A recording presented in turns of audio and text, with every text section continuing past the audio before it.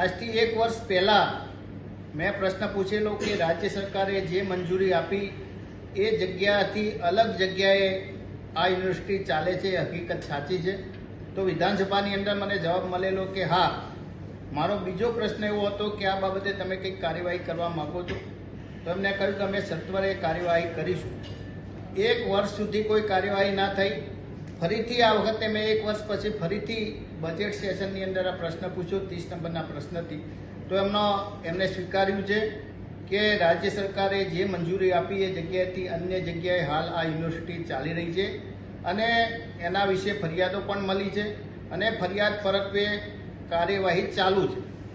તો શું રાજ્ય સરકાર ઉચ્ચ શિક્ષણની વાતો કરે છે, ગુણવત્તાભર શિક્ષણની વાતો કરે છે અને જે શિક્ષણ મંત્રીને શિક્ષણ સાથે કંઈ લેવા દેવા નથી એવા શિક્ષણ મંત્રીને શું ખબર નહીં હોય કે આ યુનિવર્સિટી અન્ય જગ્યાએ ચાલે છે?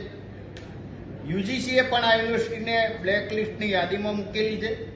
તો શિક્ષણ મંત્રીને એવો શું રસ છે કે શિક્ષણ સચિવને એવો શું રસ છે કે એમને કંઈ મલાઈ મળે છે કે ઉત્તર ગુજરાતના ગરીબ વિદ્યાર્થીઓ સાથે રમત રમી રહ્યા છે?